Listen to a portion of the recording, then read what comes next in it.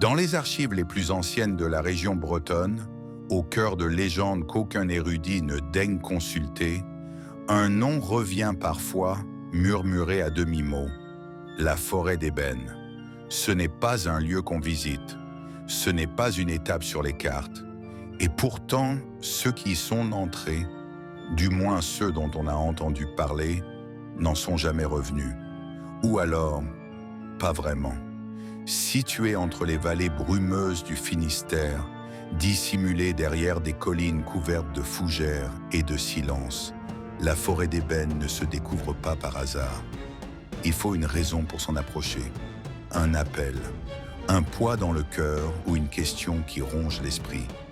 Certains disent que la forêt le sent et qu'elle ouvre ses sentiers à ceux qui portent ce fardeau. L'histoire que je vais te raconter commence en 1972, dans un petit hameau appelé Kervian, non loin des terres qui bornent cette forêt maudite. Ce village presque effacé du monde comptait à peine 30 âmes. Pas d'électricité, pas de téléphone et une route en terre qui se perdait dans les collines. On y vivait au rythme de la lune, des saisons et des prières anciennes que les prêtres modernes avaient depuis longtemps oubliées. Le curé du village, un certain père Alaric, était arrivé là en 1959. On disait qu'il fuyait quelque chose, mais personne n'avait osé poser de questions. Il célébrait la messe dans une petite chapelle de pierre, sans clocher, presque cachée sous les ronces. Il parlait peu, priait beaucoup et surtout, il interdisait formellement aux jeunes de s'approcher de la forêt d'ébène. Un jour d'automne, le 12 octobre précisément, 3 adolescents du village, Yann, Malo et Ronan, décidèrent d'enfreindre cette interdiction. Ils étaient nés à Kervian, ils avaient grandi avec les légendes, mais comme tous les jeunes, ils voulaient voir de leurs propres yeux. Il s'agissait d'un pari, d'un défi idiot lancé par Malo. Passer une nuit dans la forêt, revenir au lever du jour et raconter ce qu'ils auraient en vue. Le perdant devrait embrasser la vieille statue moussue du cimetière, celle qu'on disait maudite. Ils partirent donc à la tombée du jour, sans lanterne, avec pour seule lumière celle de la lune presque pleine. Les villageois, eux, sentirent quelque chose. Le vent s'était levé d'un coup. Les chiens s'étaient tus. Le père Alaric, quant à lui, était resté longtemps agenouillé dans la chapelle, les mains crispées sur son chapelet. Il savait. Il priait. Les 3 garçons franchirent la lisière de la forêt d'ébène alors que le vent tombait soudainement. Un silence pesant les enveloppa. Un silence trop profond, presque agressif. La forêt semblait les absorber, avaler leurs pas, étouffer leur voix. Et dès cet instant, ils comprirent que les histoires n'étaient pas seulement vraies, elles étaient incomplètes. Ce qui les attendait derrière les arbres noirs, ce n'était pas simplement l'obscurité ou l'effroi, c'était quelque chose d'ancien, quelque chose d'éveillé. Et cette chose, depuis longtemps, attendait leur venue. La forêt d'ébène ne ressemblait à aucune autre. Les arbres y étaient si serrés, si noueux, qu'ils semblaient s'être entremêlés à dessein, comme les doigts crispés d'un géant pétrifié. L'écorce était noire, rugueuse, luisante par endroits, comme suintante d'une sève sombre. Même en plein automne, aucun feuillage ne craquait sous leurs pas. Le sol semblait absorber le bruit, comme si la forêt refusait d'alerter ce qu'elle abritait. Yann menait la marche, le regard rivé sur une boussole qu'il avait trouvée dans le grenier de son père. Mais l'aiguille tournoyait sans cesse, incapable de pointer vers un nord fixe. « C'est cassé !» grogna-t-il, mais au fond, il comprit que ce n'était pas l'objet qui déraillait. C'était l'endroit. À peine une demi-heure après leur entrée dans la forêt, les garçons perdirent tout repère. Le sentier qu'ils croyaient suivre s'était dissous dans la mousse. Aucun arbre ne semblait familier, et même les étoiles étaient absentes. Un voile opaque semblait flotter au-dessus d'eux, masquant la lune, coupant le ciel. Ils étaient comme enfermés sous une cloche de ténèbres. Malo, qui faisait toujours le brave, fut le premier à se taire. Puis Ronan, d'ordinaire rieur, attrapa nerveusement une vieille médaille pendue à son cou. Seul Yann gardait la tête haute, mais ses yeux s'agitaient, cherchant quelque chose, n'importe quoi, à quoi se raccrocher. Ils marchèrent ainsi pendant des heures. À un moment, ils crurent entendre des chants, très loin, très bas, comme filtrés à travers des couches de pierre et de temps. C'étaient des voix humaines, oui, mais tordues, sifflantes, modulées sur des gammes qu'aucun orgue n'aurait osé jouer. Puis ils la virent, une lumière, faible, mouvante, blafarde. Elle semblait flotter à quelques mètres entre les troncs. D'abord hésitants, ils finirent par s'en approcher, lentement, en silence. Lorsqu'ils parvinrent à la source, ils découvrirent une clairière, et au centre, une cabane. Vieille, affaissée, mais encore debout. Le toit était couvert de mousse, les murs lézardés. Une lanterne pendait à une poutre, projetant cette lueur irréelle. Devant la porte entr'ouverte, une chaise, vide. Ronan s'arrêta net. « On devrait partir », murmura-t-il. Mais Yann avança. « Il y a peut-être quelqu'un. Quelqu'un qui peut nous dire comment sortir. » Malo, lui, ne disait rien. Il regardait la cabane avec intensité, comme si quelque chose en lui reconnaissait ce lieu. Il fit un pas, puis un autre, puis posa la main sur la poignée. La porte grinça en s'ouvrant, dévoilant l'intérieur. Tout était figé. Des étagères remplies de bocaux poussiéreux, des symboles gravés dans le bois des murs, un lit au drap rapiécé, et au fond, une silhouette. Un homme assis, immobile, les yeux clos. Sa peau était cireuse, grise. On aurait pu le croire mort, s'il n'avait pas parlé. « Vous êtes venus » dit-il d'une voix rauque. Les garçons reculèrent. « Qui êtes-vous » demanda Yann. L'homme rouvrit les yeux. Deux lueurs pâles, opaques, sans pupille. Ce que vous appelez forêt d'ébène n'est pas une forêt, c'est une cicatrice, une blessure faite à la terre et à ceux qui l'ont juré. Malo s'approche d'un pas, fasciné. « Vous saviez qu'on allait venir ?» L'homme sourit tristement. « Ce n'est pas vous que j'attendais, c'est ce que vous portez en vous, ce que vous avez réveillé. » Il se leva lentement. Son corps était sec, osseux, mais il émanait de lui une force, une autorité que les garçons ressentirent dans leur chair. Il fit un geste, et la porte se referma derrière eux d'un coup sec. « Vous ne comprenez pas encore, mais bientôt vous saurez. Vous saurez pourquoi personne ne revient jamais. » Et à cet instant précis, au cœur de cette cabane délabrée, dans cette forêt que les cartes ignorent, les trois garçons comprirent que leur vie venait de basculer, et que ce voyage ne concernait pas le courage ou la curiosité. C'était un pacte, et il avait déjà commencé. Ce fut au cœur de cette obscurité que Mathilde découvrit un sentier presque effacé par les âges. La mousse couvrait les pierres disjointes, et les branches basses griffetaient ses épaules, comme des mains réticentes à la laisser passer. Mais il y avait quelque chose dans l'air, une tension presque musicale, comme si la forêt retenait son souffle. Et Mathilde, elle, ne pouvait plus reculer. Elle suivit le sentier pendant ce qui lui sembla des heures. À chaque pas, le silence se densifiait. Même les cris des corbeaux s'étaient tus. Les arbres, eux, semblaient se rapprocher lentement, comme s'ils s'inclinaient sur son passage pour refermer leur étreinte derrière elle. Et puis, elle le vit, un menhir de pierre noire, fiché en plein centre d'une clairière circulaire. La pierre était ancienne, rongée par les siècles, mais intacte. Elle portait des gravures qui n'appartenaient à aucune langue connue. Pourtant, en la regardant, Mathilde comprenait, ou croyait comprendre. Ces signes parlaient d'un pacte ancien, conclu dans le sang, liant la forêt à une entité oubliée. Une ombre sans nom, affamée de serments. Et au pied du menhir, un objet étrange. Une lanterne, encore allumée, malgré l'absence de vent ou de combustible. Elle la souleva et une voix chuchota à son oreille. Pas un mot, mais un souvenir. Celui d'un moine agenouillé, les mains pleines de terre, murmurant une prière désespérée, alors que les racines s'enroulaient autour de ses bras. Mathilde vacilla, mais ne lâcha pas la lanterne. Elle comprit que ce n'était pas un simple artefact, mais un éclat de mémoire, un fragment de vérité. Et elle n'était pas la première à être venue ici. Le sol de la clairière était semé de signes, des ossements minuscules, des morceaux de tissu, des gravures à moitié effacées. Elle était arrivée dans le cœur de la forêt d'ébène, là où les pactes sont écrits et jamais brisés. Et en touchant cette pierre, elle sentit une présence. Pas hostile, pas bienveillante non plus, juste patiente. Une entité qui attendait, qui écoutait. « Tu es venue !» souffla une voix, ancienne comme le vent entre les feuilles. Mathilde ne cria pas.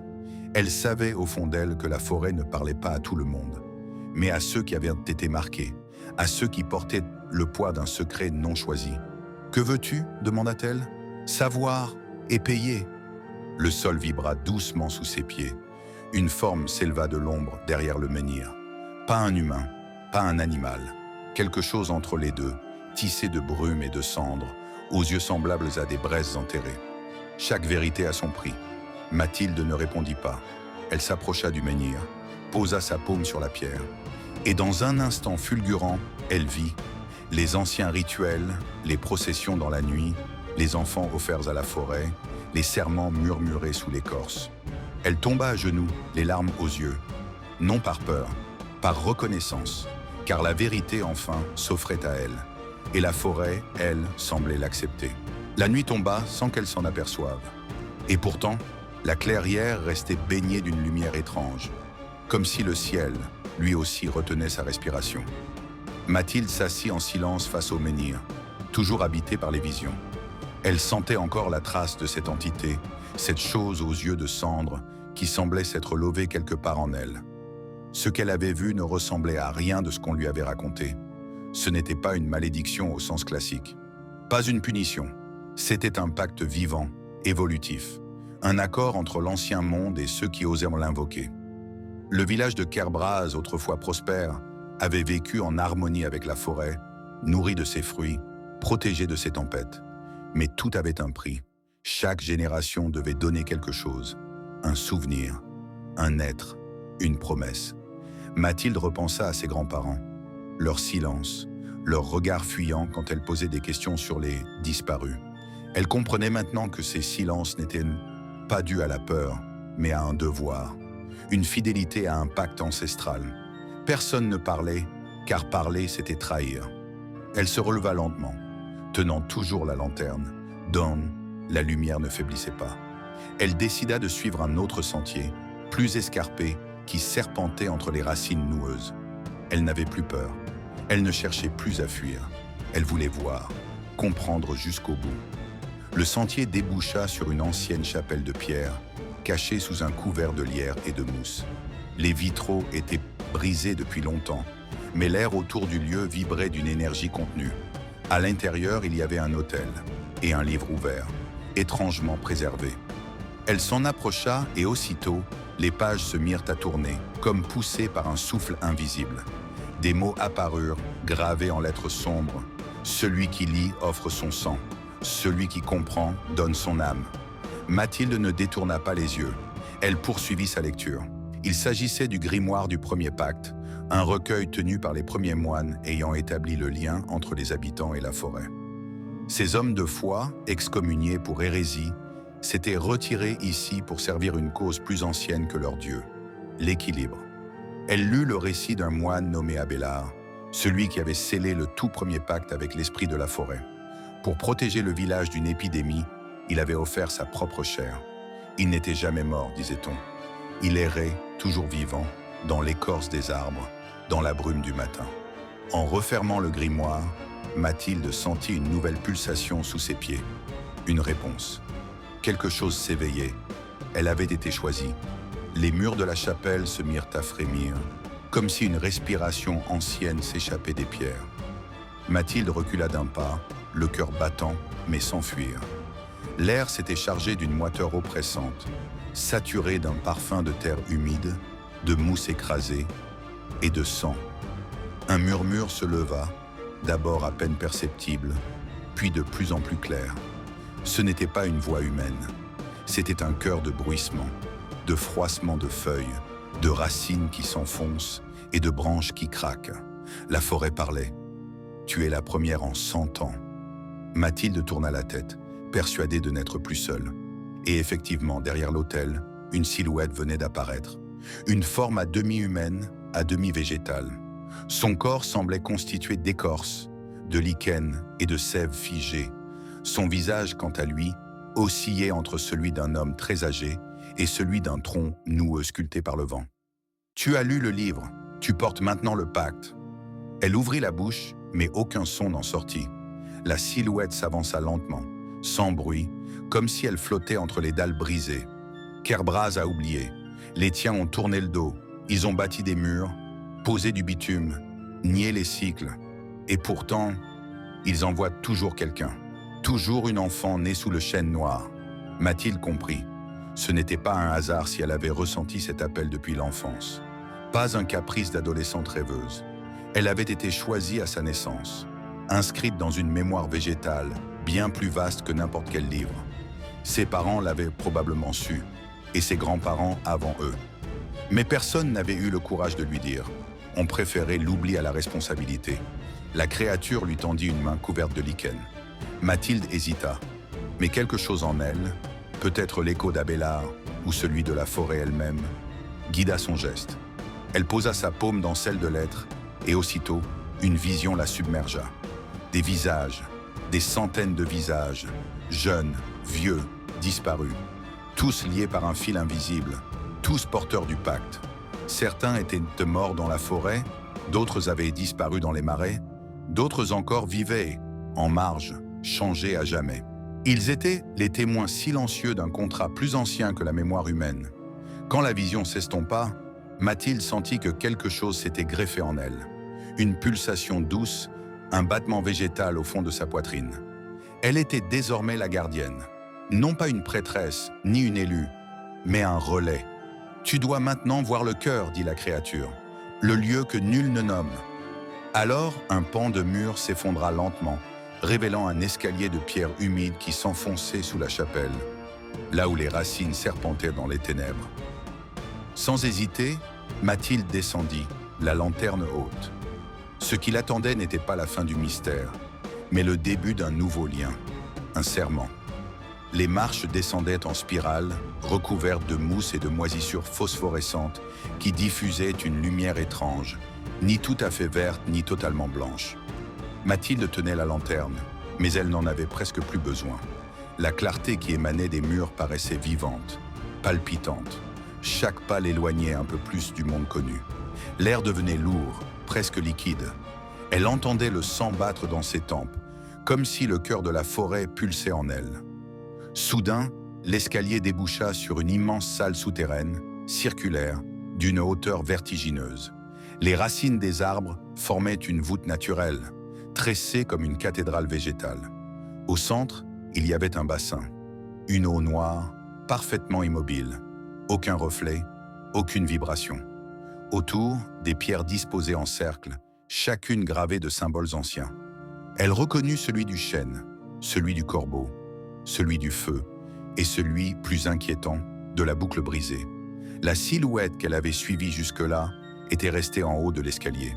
Elle ne descendrait pas plus bas. C'était à elle seule d'entrer dans le cœur. Mathilde s'approcha du bassin. Aussitôt, un souffle froid s'éleva du liquide, la frôlant comme une caresse d'outre-monde. Elle posa la lanterne au sol et s'agenouilla. Dans l'eau, lentement, des images commencèrent à apparaître, des scènes du passé. Elle vit les moines. Ils étaient 7, des silhouettes drapées de robes noires, penchées sur un autel de pierre. L'un d'eux tenait un objet entre les mains, un cristal limpide, enfermé dans une cage d'os sculptés. Les autres chantaient une litanie gutturale, semblable à un murmure de vent entre les branches. Elle comprit que ce qu'ils avaient enfermé ici n'était pas un mal, mais une promesse. Un fragment d'ancienne sagesse, retiré au monde pour éviter qu'il ne soit corrompu. Mais en l'enfouissant, ils avaient rompu l'équilibre. La forêt, dépouillée de son lien sacré, s'était refermée sur elle-même, hostile, méfiante. La vision changea. Elle vit un homme, plus récent, Abélard. Il était jeune, vêtu comme un explorateur du siècle dernier. Il tenait un journal dans ses mains, tremblait de fièvre. Elle lut sur ses lèvres les mots « Je dois réparer ». Mais il n'en avait pas eu le temps. La forêt l'avait pris avant. La surface de l'eau vibra, puis se brisa. Une colonne de lumière s'éleva du bassin et un chant s'échappa des racines. Le même chant que les moines, mais plus pur, plus ancien. Mathilde se releva, le cœur battant, les yeux emplis de larmes. Elle comprit que le pacte exigeait un nouveau gardien. Pas un protecteur passif, mais une présence active, capable de renouer les fils rompus. Ce n'était pas une punition, mais une mission. Et elle l'acceptait. Un craquement sec la fit sursauter. Une racine venait de se détacher du plafond, s'enroulant doucement autour de son poignet, sans agressivité. Elle sentit une chaleur monter dans son bras, une connexion intime, végétale, puissante. Ce n'était pas douloureux, c'était comme un lien oublié qui se réactivait. La voix résonna à nouveau, venue de partout et de nulle part. « Tu as vu le cœur, tu peux maintenant choisir. » Mais au fond d'elle, Mathilde savait que le choix était déjà fait. En franchissant les portes du passé, elle avait accepté de devenir un pont entre les vivants et l'ancien monde, entre la mémoire des arbres et l'oubli des hommes. Mathilde gravit lentement les marches qu'elle avait descendues quelques heures plus tôt. Le passage n'était plus obscur. Les murs de pierre luisaient doucement, comme si la forêt elle-même l'accompagnait. À chaque pas, elle sentait les battements du sol sous ses pieds, comme un second cœur venu s'ancrer dans sa poitrine. Le pacte vivait désormais en elle. Lorsqu'elle émergea de la crypte, l'aube pointait à peine à travers le voile des branches. La lumière du jour paraissait pâle comparée à celle qu'elle venait de quitter. Tout avait changé. Pourtant, tout semblait identique. Elle se retourna. La fissure dans la roche, cette bouche béante vers les racines du monde, s'était refermée. La crypte était à nouveau scellée, invisible aux yeux de quiconque n'en possédait pas la clé. Une brise se leva, douce, et les feuilles frémirent autour d'elle comme pour lui souhaiter la bienvenue. Elle resta là un instant, debout au milieu de la clairière. Aucun oiseau ne chantait, aucune bête ne passait. C'était comme si la forêt retenait son souffle, attentive à sa décision. Elle savait que si elle franchissait la lisière, si elle quittait ses arbres maintenant, elle ne reviendrait jamais, pas par peur, mais parce qu'elle aurait trahi ce qui venait de renaître. Son regard se tourna vers l'est, vers le monde des hommes. Elle pensa à son frère, à ses promesses, à cette quête de vérité qui l'avait poussée jusqu'ici. Elle pensa aux disparus, aux années de silence, aux rumeurs de malédiction. Elle pensa enfin à Abélard, ce rêveur devenu poussière, et à ce qu'il avait tenté de préserver, seul. Mathilde prit une profonde inspiration et fit un pas hors de la clairière. Juste un pas. Le sol ne trembla pas, aucun éclair ne jaillit, mais elle sut qu'elle avait franchi une frontière invisible. Les arbres s'écartèrent légèrement pour la laisser passer. C'était subtil, mais elle le sentit, un respect, ou peut-être une reconnaissance. La forêt ne l'avait pas libérée, elle l'avait choisie. Lorsqu'elle atteignit la cabane d'Abélard, le soleil s'était levé. Elle y retrouva ses affaires, intactes.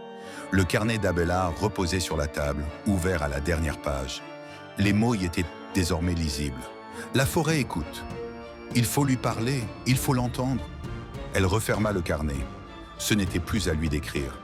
Elle resta quelques jours dans la cabane. Chaque nuit, elle rêvait des racines, des chants anciens, du cristal dans sa cage d'os.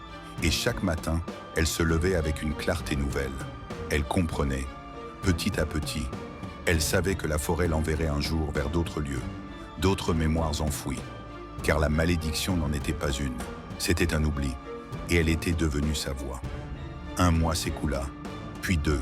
Le village au pied de la forêt, autrefois si souvent balayé par les bruits de disparition, ne parla plus de Mathilde. On crut qu'elle aussi avait été avalée par les ombres des bois anciens. Mais ceux qui prêtaient encore attention aux murmures du vent la sentaient parfois rôder à la lisière, silhouette fine et calme, les yeux brillants d'un savoir qu'eux ne pourraient jamais comprendre. Mathilde n'était plus la même. Elle ne se reconnaissait plus dans les gestes du monde extérieur, ni dans les rythmes mécaniques des humains. Tout en elle vibrait à l'unisson des racines. La forêt l'avait absorbée, mais elle n'en était pas prisonnière. Elle était l'intermédiaire. Un soir, alors qu'elle dormait au creux d'un vieux chêne creux, un arbre si ancien que même les oiseaux le contournaient avec respect, elle fit un rêve. Une vision plus nette que toutes celles qu'elle avait eues jusque-là. Elle se tenait dans un lieu qu'elle n'avait jamais vu, mais qui lui était familier. Un autre bois, plus clair, plus jeune. Pourtant, les ombres y murmuraient les mêmes vérités. Et au centre, une silhouette vêtue de bure, un homme. Il creusait la terre à main nue, frénétiquement, comme s'il cherchait à cacher quelque chose ou à l'extraire. Son visage était flou, mais ses gestes remplis d'une urgence désespérée. À son réveil, Mathilde sut ce que la forêt lui demandait. Ce pacte n'était pas une fin, mais un commencement. Elle retourna à la cabane, rassembla ses affaires et repartit vers le nord, guidée non plus par une carte ou une boussole, mais par une sensation dans ses os, une pulsation dans le sol. Chaque pas la rapprochait du lieu vu en rêve. Elle traversa rivières, plaines, villages abandonnés, et chaque nuit, les arbres lui parlaient. Parfois, une chouette l'observait d'un œil d'ambre. Parfois, une biche l'approchait sans crainte. Elle appartenait à ce royaume ancien. Un soir, alors que le ciel s'empourprait de nuages bas, elle arriva au bord d'un vallon. Là, une église en ruine se dressait, solitaire, enchevêtrée de lierre et de silence. C'était là. Elle le savait. La crypte n'était plus enterrée. Les pierres s'étaient affaissées, dévoilant l'entrée béante d'un escalier en colimaçon. L'odeur de terre humide et de pierres anciennes la saisit aussitôt. Elle descendit. À l'intérieur, les murs étaient couverts d'inscriptions effacées par le temps. Des prières, des avertissements, des mots griffonnés par ceux qui avaient tenté de contenir quelque chose, longtemps auparavant. Au centre, un sarcophage ouvert, vide, et autour, 8 autres, fermés, scellés par de la cire noire et des symboles oubliés. Mathilde s'agenouilla. Elle comprit que ce lieu n'était pas seulement un tombeau, c'était un puits de mémoire, un réservoir de douleur, un lieu où les pactes avaient été brisés et les conséquences ensevelies. Elle tendit les mains, toucha les symboles et la vision la frappa de plein fouet. Des moines en procession, une forêt ravagée, un enfant aux yeux blancs, un pacte scellé avec ce qu'ils appelaient l'arbre-mère, en échange d'une protection contre des forces venues de l'extérieur. Mais ils avaient menti. Ils avaient tenté de tromper l'ancien pouvoir. Et en retour, le bois noir avait englouti leur abbaye, leur ordre, leur histoire. Mathilde ouvrit les yeux. Ses mains tremblaient, mais son esprit était clair. Elle n'était pas là pour juger. Elle était là pour comprendre, pour relier les fragments. Alors elle s'assit au centre du cercle de pierre et commença à parler. Non pas à voix haute, mais intérieurement. Elle parla aux racines qui traversèrent les murs, à la mémoire fossilisée dans les ossements, à l'oubli lui-même. Et lentement, les sarcophages vibrèrent. Le sol sous Mathilde vibrait comme une respiration enfouie. Les sarcophages autour d'elle n'étaient pas seulement des tombes, mais des relais d'une mémoire enfouie, ancienne et douloureuse. Chacun contenait l'essence d'un pacte brisé, d'un nom oublié, d'un serment trahi. La cire noire commença à se fissurer, suintant un liquide épais, presque vivant. Une voix s'éleva, sans bouche ni écho. Elle n'était pas distincte. C'était un chœur de murmures, comme si la crypte elle-même parlait à travers les murs, les racines, les pierres. Des mots oubliés depuis des siècles revinrent dans l'air, lourds de sens, porteurs d'une sentence inévitable. Tu as traversé, Mathilde. Tu as vu. Tu as compris. Elle ne répondit pas. Elle savait que toute parole humaine serait insuffisante, dérisoire face à cette présence. Ils ont pactisé pour éteindre l'oubli. Ils ont trahi pour sauver leur chair. Mais tu n'as rien exigé. Tu es venu avec le vide en toi. Tu es digne. Les couvercles des sarcophages glissèrent lentement, comme mus par une volonté invisible. À l'intérieur, pas de cadavres. Seulement des tissus noirs repliés sur eux-mêmes, comme des cocons figés dans le temps. Et au centre de chacun, une graine d'ébène, luisante, palpitante. Mathilde tendit la main vers l'une d'elles. Dès qu'elle la toucha, une chaleur intense l'envahit. Elle ne brûlait pas. Elle consumait les frontières. Elle voyait désormais ce qu'ils avaient à tenter d'enfermer, l'origine de la forêt d'ébène. Autrefois, il n'y avait que lumière. Mais une fissure minuscule avait laissé passer un fragment de nuit. Pas l'obscurité du mal, mais celle de la mémoire profonde.